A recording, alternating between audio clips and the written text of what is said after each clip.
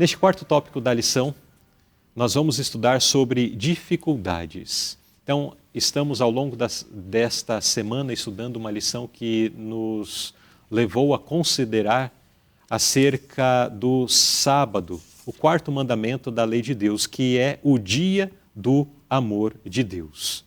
No entanto, nós vamos ver que houveram momentos na história do povo de Israel onde eles tiveram que enfrentar algumas situações difíceis.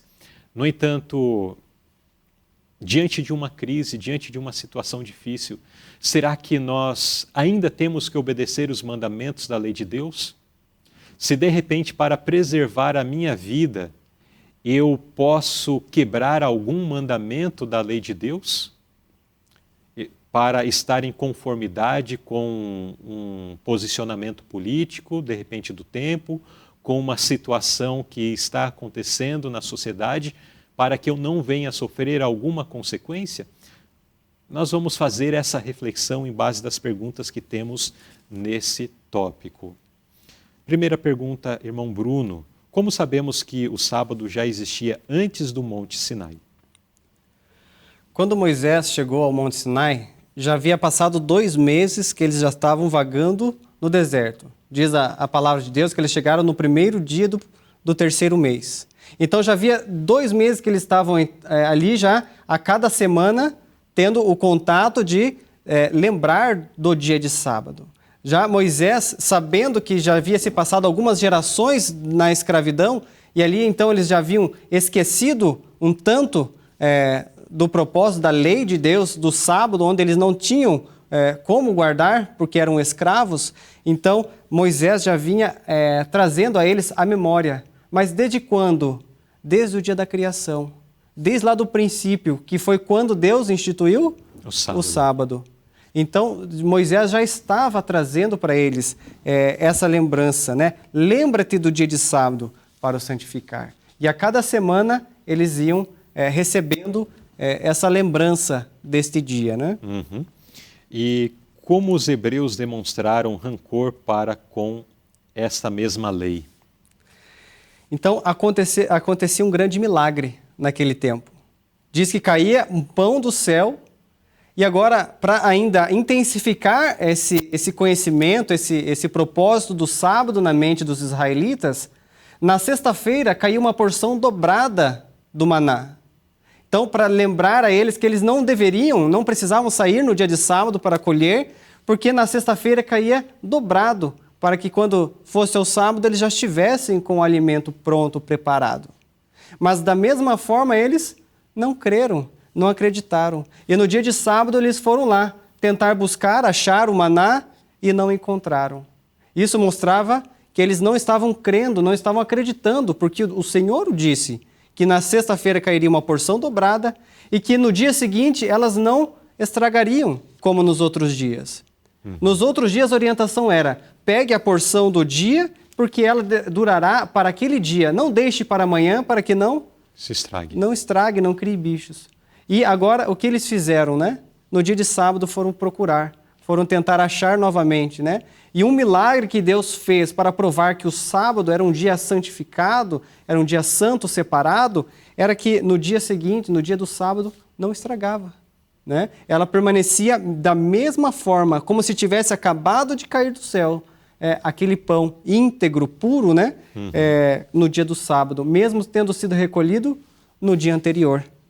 Exato. E é interessante que daí o verso de Êxodo, quando faz menção desta situação de pessoas que saíram no sábado para colher o maná, aí faz a afirmação de que eles estavam se recusando a guardar os mandamentos e as leis de Deus. Mas essa experiência aconteceu antes, né, da entrega da tábua dos 10 mandamentos para o povo. Ou seja, por mais que não houvessem das tábuas dos 10 mandamentos, a lei já estava estabelecida.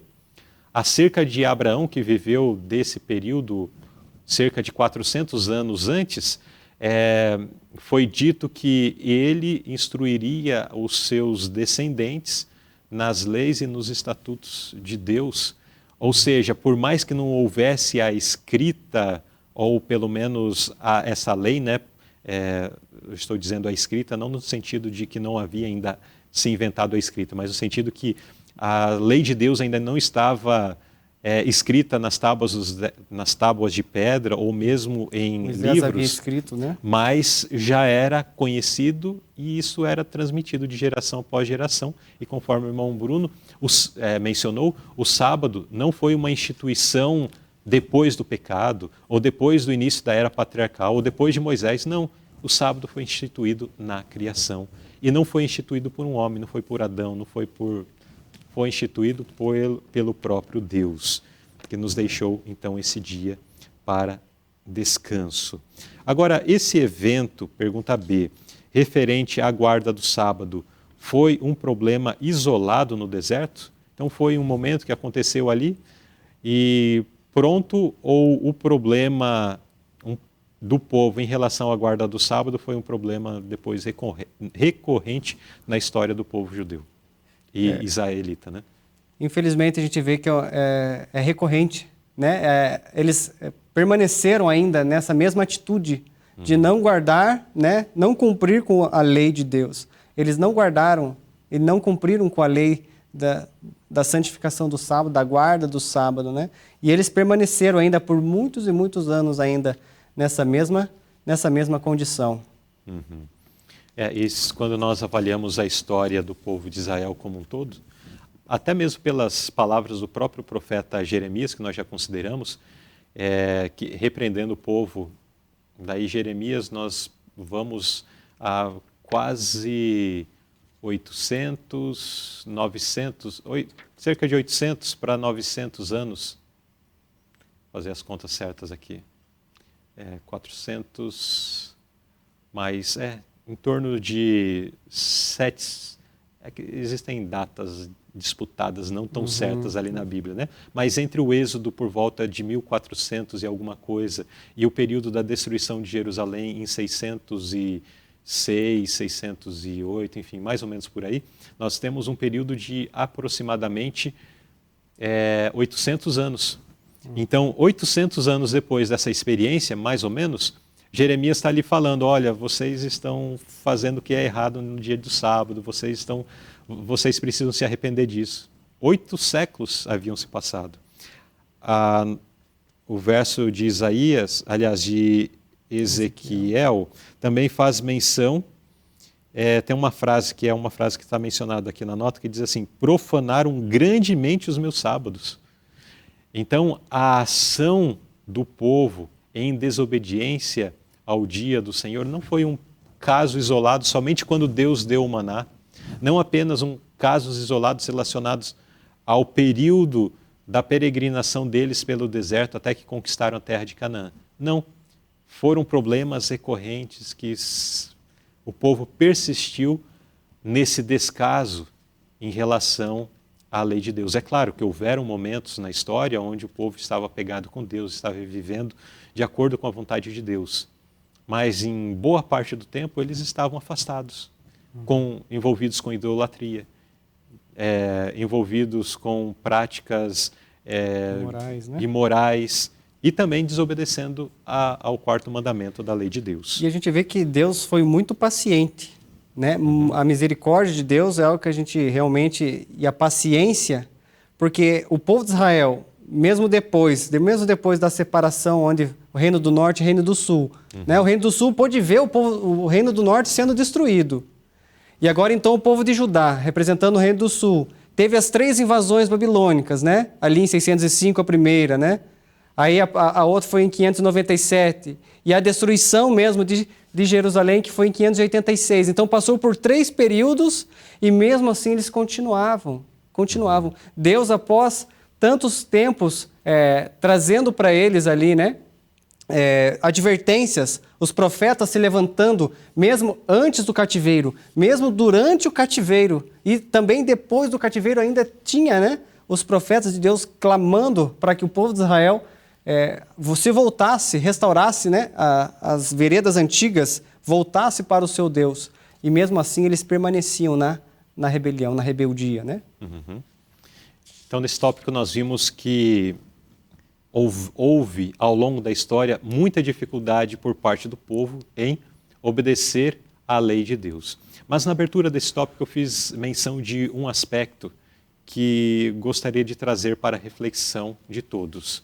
Será que aqui nós vimos a dificuldade do povo em obedecer, mas quando nós consideramos tempos de dificuldade, será que nós podemos adaptar a guarda dos mandamentos à lei de Deus, de tal forma que se ajuste à situação para que não soframos algum tipo de impacto ou mesmo de perseguição? Veja que durante a história do povo de Israel, eles, por deixar de fazer a vontade de Deus, eles deixaram de ser protegidos pelo Senhor. Não foi porque eles se adaptaram às situações e abandonaram a guarda dos mandamentos da lei de Deus que eles desfrutaram de qualquer bênção por parte do Senhor. Irmãos, da mesma forma hoje, tem períodos de crise, períodos de dificuldade, irmãos que moram em lugares onde a liberdade religiosa é algo assim que não existe, as práticas da nação são outras bem diferentes. Mas será que em relação à lei de Deus pode ser diminuído um tio ou um jota para que se adeque à situação e possam esses irmãos viverem de uma forma mais tranquila? Não. Em relação à lei de Deus não existe isso. Em relação à lei de Deus só existe algo apresentado na palavra de Deus, quando os dois apóstolos disseram para os líderes judeus: antes importa obedecer a Deus do que aos homens. Por conta dessa resolução, desta determinação, praticamente todos os discípulos, apóstolos, foram martirizados. Apenas João acabou morrendo de velhice, mas mesmo depois de ter sofrido perseguição, por conta da sua fidelidade e zelo para com Deus. Quantos de nossos irmãos, ao longo da história, por causa do sábado, por causa da questão de não tomar parte em guerra, em movimentações políticas, por conta de não se ajustarem ou não rebaixarem a norma de Deus para ajustar a uma situação em que estão vivendo, ou que o local onde eles estão está passando, sofreram o martírio, desceram à sepultura, foram mortos, foram ridicularizados. Eles fizeram isso porque entenderam que, de fato, a lei de Deus ela é eterna, Deus não muda, e que mesmo em meio a provas e dificuldades e situações adversas, a lei de Deus permanece sendo a mesma e precisa ser obedecida e guardada. Agora, quando queremos ajustar a situação, quando vem uma crise, vem uma guerra, vem uma situação adversa, não, olha, em relação ao sábado vamos dar um jeitinho aqui, em relação a esse mandamento vamos dar esse outro jeitinho aqui, em relação àquilo outro vamos dar um jeitinho, para se adequar à situação, para que nós não venhamos a padecer perseguição, podemos não sofrer a perseguição desse mundo. Podemos ser, assim, bem quistos, bem vistos pela sociedade deste mundo. Mas os aplausos dos homens não significa o aplauso de Deus. Quando nós diminuímos a lei de Deus, tomando parte em movimentações políticas, em movimentações de guerra, e dessa forma diminuindo a lei de Deus, nós estamos fazendo a obra de Satanás e não a obra de Deus. Mas que Deus possa nos dar grande entendimento, para que quando alguém nos apresentar qualquer questão que fira algum dos mandamentos da lei de Deus, nós não venhamos a diminuir essa lei, não venhamos a nos adequar a posições humanas, mas que possamos ser zelosos, possamos permanecer firmes e leais à lei de Deus. Poderemos sofrer consequências por conta disso? Poderemos, mas antes importa obedecer a Deus do que aos homens.